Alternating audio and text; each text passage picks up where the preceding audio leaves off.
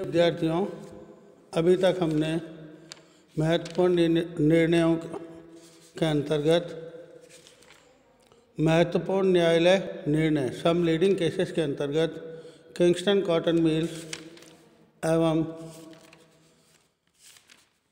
London and general bank case के बारे में पढ़ा और इन दोनों केस में ही हमने देखा कि अंकेक्षकों द्वारा पूर्ण ईमानदारी के साथ एवं निष्ठा के साथ अंकेक्षण कार्य किया गया, लेकिन जो प्रमाण पत्र संस्था के जिम्मेवार कर्मचारियों को द्वारा दिए गए, एक तो स्टॉक में वृद्धि का और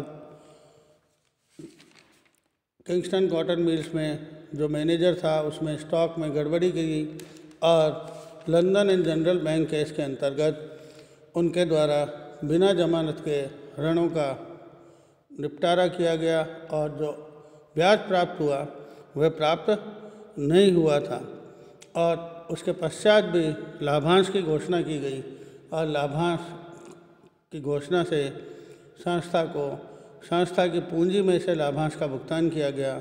इसके संबंध में संस्था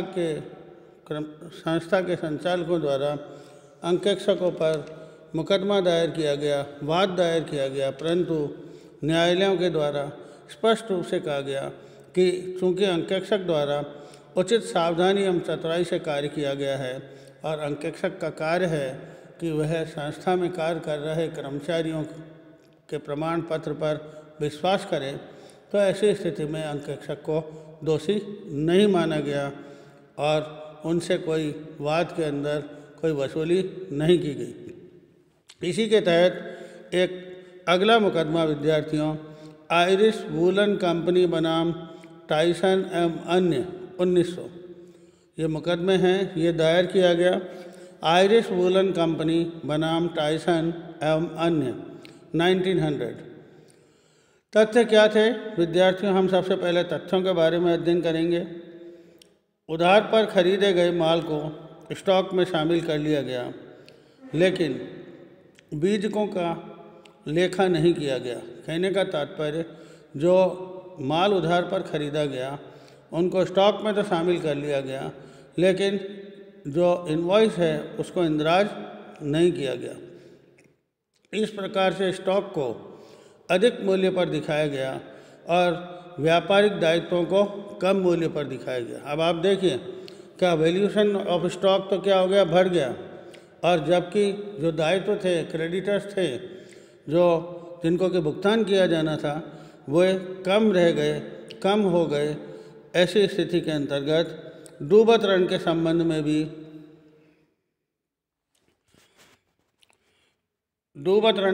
में भी पर्याप्त आयोजन नहीं किया गया। जो उधार माल दिया गया उसके संबंध में भी कोई प्रोविज़न जो बनाया जाता है, प्रोविज़न फॉर बैड डेट्स, वो प्रॉपर तरीके से लेखांकन उसका नहीं किया गया।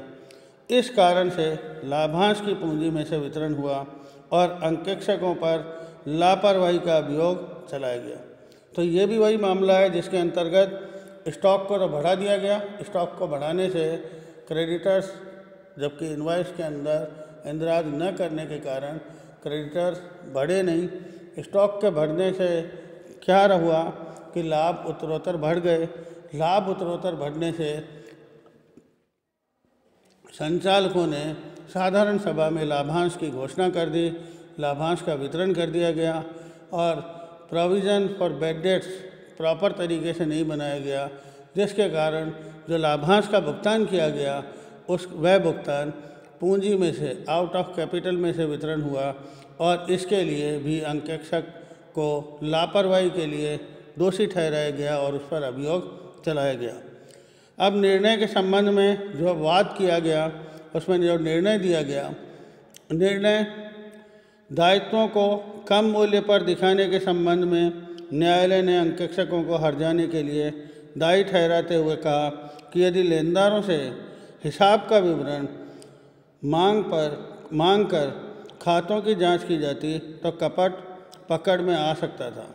तो यहाँ पर निर्णय में कहा गया कि यदि अंकेक्षक चाहते तो लेनदारों से हिसाब का विवरण मांग लेते, क्योंकि लेनदारों की हमने क्या थी, लेनदारों को कम मूल्य पर दिखाया गया, मांग कर खाते की जांच की जाती तो कपट जो फ्रॉड है वह पकड़ में आ सकता था। स्टॉक के अधिक मूल्यांकन के संबंध में कहा गया कि स्टॉक की गणना करना अंकेक्षक का कार्य नहीं है। स्पष्ट रूप से कहा गया वाद में कि स्टॉक के अधिक मूल्यांकन के संबंध में कहा गया कि स्टॉक की गणना करना अंकेक्षक का कार्य नहीं है। It is not the duty of an auditor. तीसरा, परिस्थितियों को ध्यान में रखते हुए डूबत ऋण के संबंध में पर्याप्त आयोजन के लिए अंकेक्षक को उत्तरदायी नहीं ठहराया गया। तो कहने का तात्पर्य यह है, जो provision for bad and doubtful debts हम बनाते हैं उसके लिए भी अंकेक्षक को उत्तरदायी नहीं ठहराया गया। ये संस्थान का कर्तव्य है कि वे नियमों की अनुपालना करते हुए provision for bad and doubtful debts नियमानुसार अपने खातों में दर्ज करें। निर्णय के कुछ महत्वपूर्ण अंश इस प्रकार हैं। परिस्थितियों को ध्यान में रखते हुए डूबत ऋण के संबंध में पर्याप्त आयोजन के लिए भी अंकेक्षक को उत्तरदायी नहीं ठहराया गया। अब जो निर्णय के जो महत्वपूर्ण अंश हैं इस प्रकार हैं, जिसके संबंध में बतलाया गया कि जो ऑडिटर है, अंग्रेजी में लिखा हुआ है, he is not an insurer against fraud और एरर। जो ऑडिटर है, he is not an insurer against fraud or error. There was certainly no duty cast on the auditor to take stock.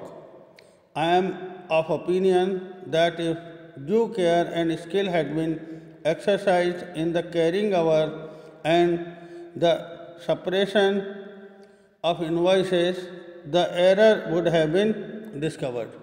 तो स्पष्ट रूप से कहा गया कि जो अंकेक्षक है वो कोई एक बीमक नहीं है जो कि प्रत्येक फ्रॉड और एरर के लिए जिसको दोषी ठहराया जा सकता है, और उसकी कोई ड्यूटी नहीं है कि वह स्टॉक की भी गणना करे। लेकिन मेरा ये मानना है यदि पर्याप्त सावधानी और बुद्धिमानी से काम लिया जाता, कार्य किया जाता, तो invoices and the error would have been discovered. जो बीजकों में क्रेडिटर्स के मूल्यों में कमी की गई, उनको प्रॉपर अकाउंट के रूप में नहीं दिखाया गया, उसको पकड़ा जा सकता था। अंत में निष्कर्ष स्वरूप इस केस के संबंध में कहा गया कि अंकेक्षक कपट एवं अशुद्धियों के विरुद्ध बीमा नहीं करते हैं। कहने का मतलब अंकेक्षक कोई बीमक नहीं है, जो कि हमने स्टार्टिंग के चैप्टर में पढ़ा था कि अंकेक्षक को प्रत्येक अशुद्धि या कपट के लिए दोषी नहीं ठहराया जा सकता है। द्वितीय है, स्टॉक की गणना करना अंकेक्षक का कर्तव्य नहीं है। और कहने का तात्पर्य, it is not the duty of an auditor to count the value of stock. और अंत में कहा गया, यदि अंकेक्षक बीजक के छिपाव को नहीं पकड़ पाता है तो वह लापरवाही का दोषी है। तो इस केस के अंदर अंकेक्षक को दोषी ठहराया गया। आयरिश वूलन कंपनी बनाम टाइसन एवं अन्य 1900 के अंदर, क्योंकि अंकेक्षक ने जो बीजक के छिपाव को नहीं पकड़ पाता है इसलिए वह लापरवाही का दोषी है। और चूँकि पूर्ण मूल्य पर बीजक की राशि लेखांकन करते समय लेनदारों के खाते में दर्ज नहीं की गई थी, अतः मात्र केवल लेनदारों के लिए ही अंकेक्षक को दोषी ठहराया गया। अतः हम देखते हैं विद्यार्थियों कि हमने 3 केस पढ़े हैं। किंगस्टन कॉटन मिल्स केस, उसके पश्चात हमने पढ़ा है लंदन एवं जनरल बैंक केस, और आज हमने पढ़ा है आयरिश वूलन कंपनी बनाम टाइसन एवं अन्य 1900। इसके अंतर्गत केवल अंकेक्षक को बीजक के छिपाव को नहीं पकड़ पाने के लिए ही लापरवाही का दोषी ठहराया गया है। तो ऐसी स्थिति के अंतर्गत हम देखते हैं विद्यार्थियों कि अंकेक्षक द्वारा जो जांच की जाती है पुस्तकों की, तो हम ये मानते हैं कि न्यायालय के द्वारा ये माना जाता है कि प्रत्येक कपट एवं गबन को पकड़ना अंकेक्षक के लिए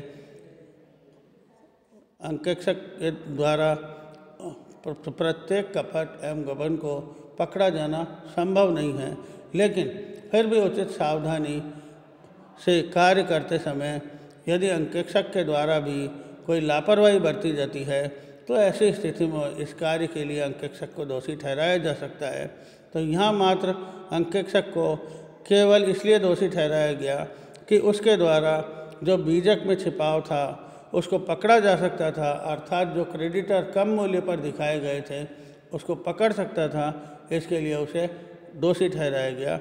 और यहीं हम इस आयरिश वूलन एवं कंपनी बनाम टाइसन एवं अन्य 1900 के केस को समाप्त करते हैं। विद्यार्थियों ध्यान से देखें, पढ़ें, समझें। यदि कोई परेशानी हो या कोई समझ में नहीं आ रहा है तो मुझे व्यक्तिगत रूप से आप संपर्क करें। बहुत बहुत धन्यवाद।